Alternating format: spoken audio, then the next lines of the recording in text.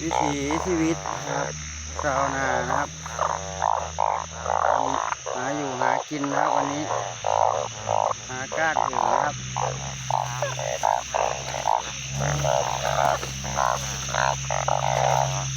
เห็นแล้วเห็นแล้วเห็นแล้วเห็นบ่อนะครับมันจะทานเขาไหมครับจะทานเขาไหมดูครับดูนะครับดูเห็นไหมนี่ไงคุณพี่ครับคุณพี่ได้ไหมเอง